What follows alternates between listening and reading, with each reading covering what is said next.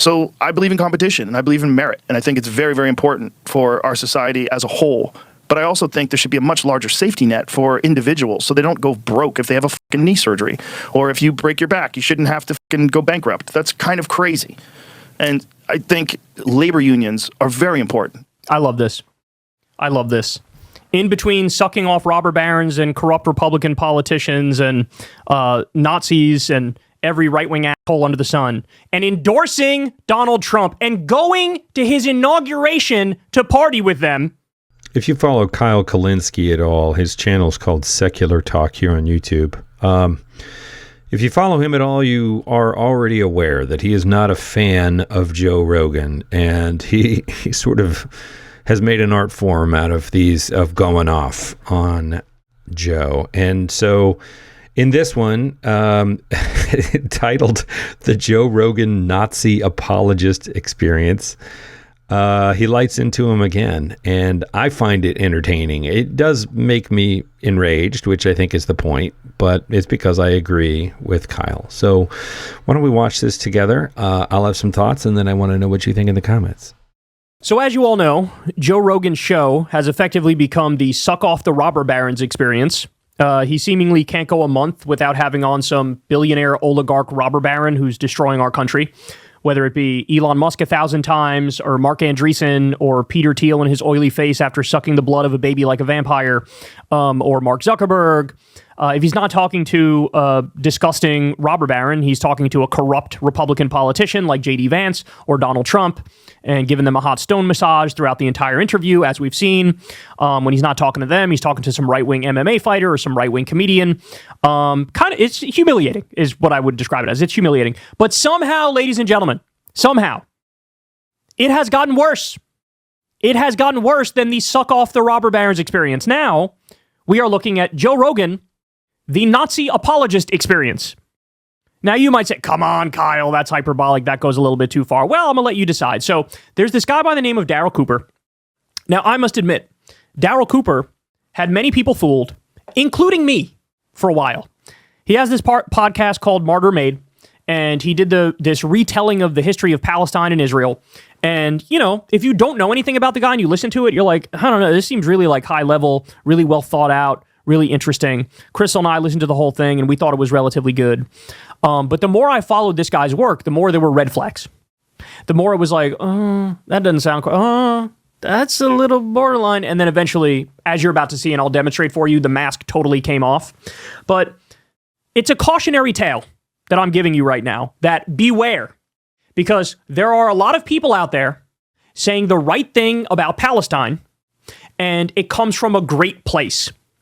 Then there are a lot of people out there saying the right thing about Palestine, and it genuinely stems from the fact that they're Nazis. I mean, I know that sounds a little extreme, but it's true. You know, you might hear Nick Fuentes say something, if you take it out of context, like, oh, he's good on the issue of Gaza. But it's like, where does that stem from?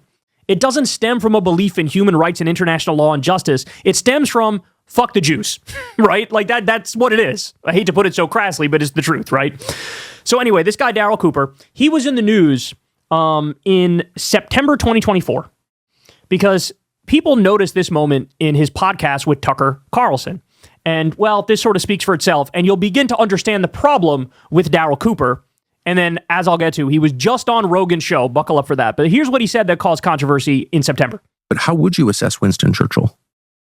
I got in trouble with my podcast partner, Jocko Willink, one time because he's a New England Dutchman whose his family, it's near and dear to they're Dutch, but very near and dear to their heart that Winston Churchill is a hero, right? Well, everyone thinks that. He really thinks that. And I told him that I think, and maybe I'm being a little hyperbolic, maybe, but I told him, maybe trying to provoke him a little bit, that I thought Churchill was the chief villain of the Second World War. I thought Churchill was the chief villain of the Second World War.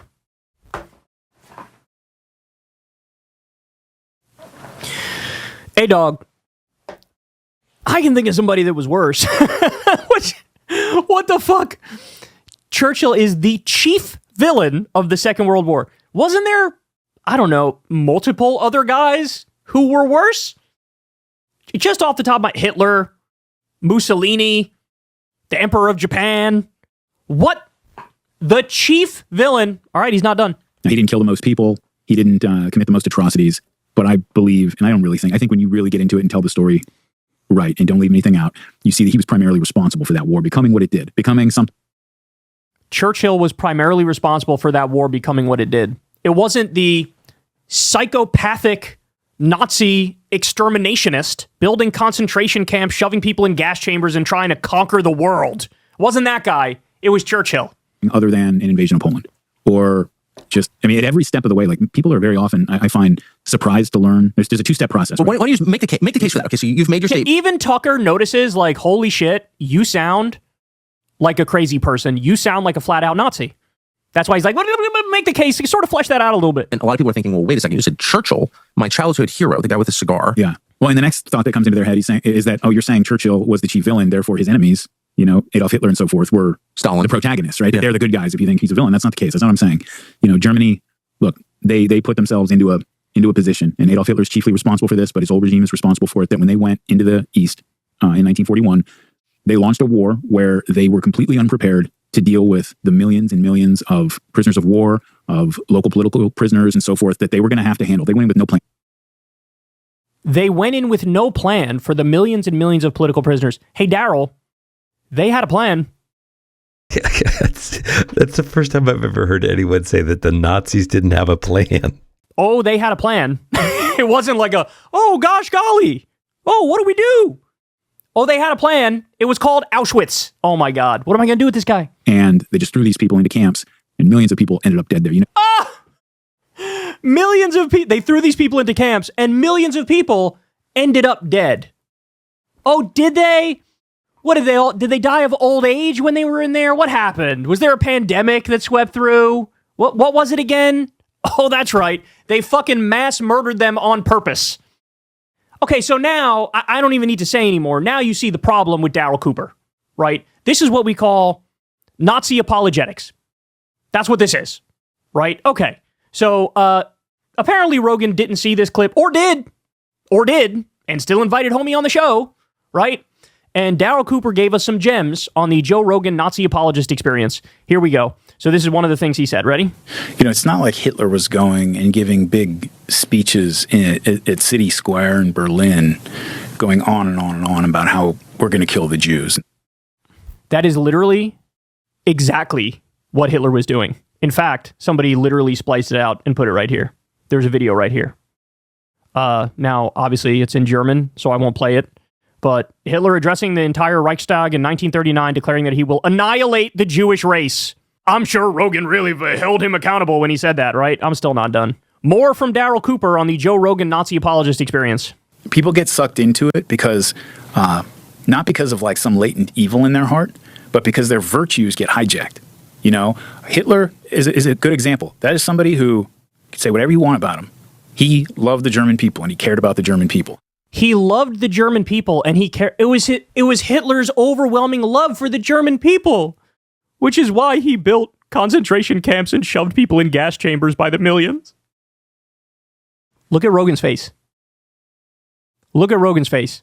I think that's one too many cold plunges. One too many alpha brain pills. Homie, look at you. Oh my God. Can you believe this? Hitler is a good example. That is somebody who can say whatever you want about him. He loved the German people and he cared about the German people. Oh.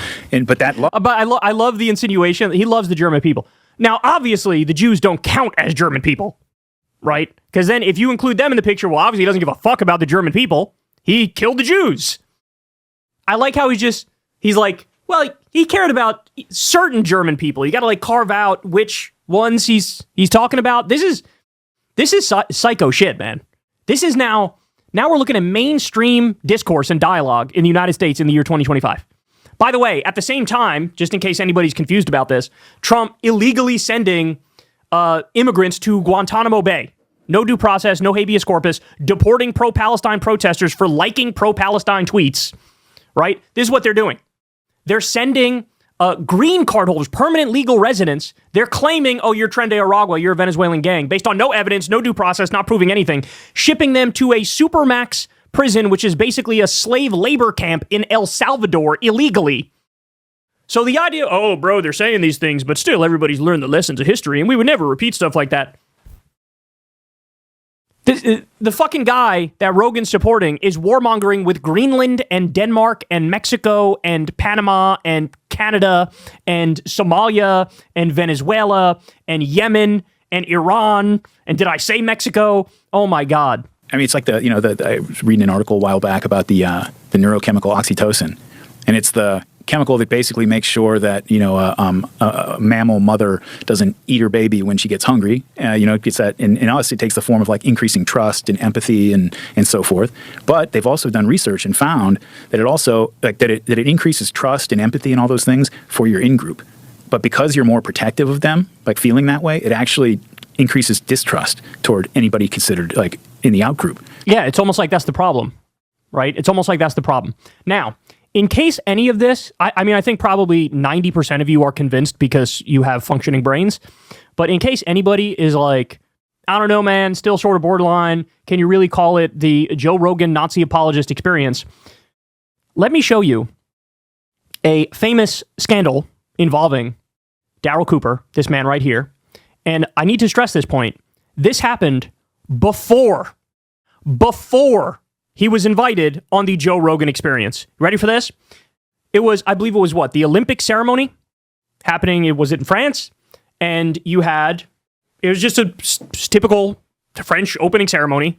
A lot of dancing, a lot of party stuff going on, right? Here's what Daryl Cooper said. This may be putting it too crudely for some, but the picture on the left was infinitely preferable in virtually every way than the one on the right. Ladies and gentlemen, the picture on the left is Adolf Hitler and the Nazis after conquering France, and the picture on the right is a bunch of drag queens dancing at an opening ceremony for the Olympics.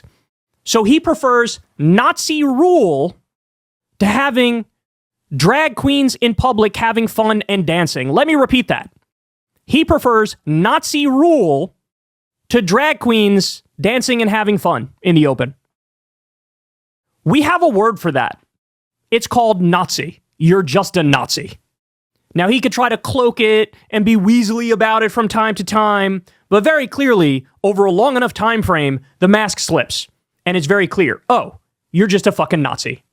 So that's what you are, Daryl Cooper. You're just a Nazi. And Joe Rogan, congratulations on top of having on seemingly every robber baron in the country to lie about the Consumer Financial Protection Bureau, the anti-scam police, to lie about politics, and corrupt Republican politicians, and right-wing MMA fighters, and washed-up right-wing comedians. On top of having on those people, now you've broadened the tent. The Joe Rogan Experience tent is being broadened. Now he also welcomes in the Nazis. So isn't that lovely? Now, by the way, I want to end this story here with a little cherry on top. I believe this may have literally been from the same podcast as the Daryl Cooper one. Just wait. Just wait until here's what Joe's saying. In casual conversation with a fucking Nazi, here's what Joe's saying. I do think there's socialism aspects of our country that we can't ignore, powerful and important. One of them that I bring up all the time is the fire department. Fire department is a totally socialist idea. Like, you don't have to pay them money. Like, if you live in a house that's worth $1 million, or if you live in a house that's worth $200,000, they put out fires. If you can afford it or if you can't afford it, they put out fires. We all agree you got to put out fires. Another thing is, and this is very controversial, but socialized medicine. The idea that you should go broke because you broke your leg is fucking crazy. If we're a community of people that are supposed to be supporting each other and helping each other, the best thing we could do is help one of the members of the community become active and productive and contribute to society. That makes everybody better and greater, and we should be willing to contribute to that. But I want my orthopedic surgeon driving a fucking Mercedes. I want that guy to be a bad motherfucker who gets compensated for it, because that's the type of guy who becomes an artist. That's the type of guy who works on the Lakers' needs. That's the type of guy you want. Like, oh, that's Mike. He does the Cowboys whenever they have shoulder injuries. That's the guy. Yeah. You want that guy. You want the guy with a nice watch. You want the guy who lives in a big house, because that guy's fucking dialed in and focused. You don't want a guy who doesn't feel like he's being compensated enough. You don't want a guy who feels like he's expendable. You want a guy who feels like he's a fucking rock star. That's what you want if you want your mom getting brain surgery, right? Yeah. You want a rock star surgeon doing that. So I believe in competition, and I believe in merit, and I think it's very, very important for our society as a whole. But I also think there should be a much larger safety net for individuals so they don't go broke if they have a fucking knee surgery. Or if you break your back, you shouldn't have to fucking go bankrupt. That's kind of crazy. And I think labor unions are very important. I love this. in between sucking off robber barons and corrupt Republican politicians and Nazis and every right-wing asshole under the sun, and endorsing Donald Trump and going to his inauguration to party with them. In the midst of all that, who, me, bro? Me? I'm sort of left-wing and stuff, bro. I believe in this thing and I believe in that thing, which is why I voted for the guy who does the literal 180-degree opposite on every fucking thing I just said. Joe, nobody should take you seriously. This is complete hack fraud bullshit. Oh, bro, healthcare's like really important. People should have a right to healthcare. Did you say a fucking word when a couple weeks ago the Republicans passed through the House of Representatives a bill that cut Medicaid by $880 billion, which is effectively destroying all of Medicaid, which is healthcare for low-income people and healthcare for disabled people? Did you say a fucking word? Did you come on air and say, I'm breaking up with Trump and the Republicans? Did you come on air and say, you know what, the Democrats are right because they're on the other side of this and I need to stand with them because I care so much about healthcare that I got to stand with the party that's going to try to defend Medicaid? Did you defend Al Green when Al Green stood up and said, you don't have a mandate to cut Medicaid when Trump gave his speech to Congress? You didn't say a fucking word about fucking any of that. And by the way, spare me. Oh, universal healthcare is so important and so good. Really? Did you know that under Trump's first term, 2.3 million people lost their health insurance and you said fucking dick about it and endorsed him? I can't deal with it anymore, bro. I can't deal with it anymore. I don't give a fuck what you say you think your values are in casual conversation, but then you turn around and suck off the robber barons and endorse the worst politicians in the country and sit back as they run scam after scam after scam on the American people. Did he say a goddamn word about Trump launching a fucking crypto scam coin 2 days before his inauguration and shaking down his own supporters to the tune of billions of dollars? Did he say a fucking word about that? It's enough. It's enough. I'm done with this. So, me, bro? I'm like in the middle. I have some right-wing ideas. I have some left-wing ideas, which is why I suck off billionaires every day and I fucking endorse Trump and hold hands with him and frolic in the field with him and tell him how much I love him under the moonlight as I caress his skin. God damn it, Joe. God, he's unsalvageable at this point. You know, at least, you know what? Give us this. At least if you're going to endorse the worst fucking people in this country that do the worst possible fucking things, at least don't be a weasel about it, a little slimy weasel about it, and pretend like as you shoot the shit and giggle with a Nazi that actually, bro, I'm a socialist. I'm like a lefty, bro. No big deal. Because the fact of the matter is this. He fucking knows better. He knows better. He knows Trump's number one accomplishment in his first term was massively cutting taxes for the wealthy and corporations. He knows that. Or at least he should. He knows that all of Trump's talk, I'm gonna save jobs. I'm not going to outsource your jobs, folks. Vote for me. We lost 200,000 manufacturing jobs under Trump in his first term. And now in his second term, he just killed 115,000 new manufacturing jobs that were going to come here because of a bill that was signed by Biden, the CHIPS Act. He presided over a 2.9 million job loss. He appointed more billionaires and Wall Street CEOs than anybody. I mean, I can go on. Right? He talked about labor unions. Well, guess who destroyed the NLRB? Guess who destroyed the NLRB? Which is the government agency which fucking protects unions.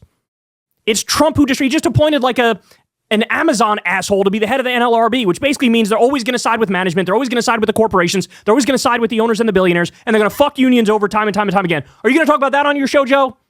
No, you're not. You're going to fucking fake virtue signal like, I'm for the good things, bro. No big deal. I'm like in the middle. Maybe I'm even a lefty, bro. But anyway, let's bring on J.D. Vance so I can fucking jack him off again and bring on Peter Thiel again and bring on Trump again to lie about everything to my face.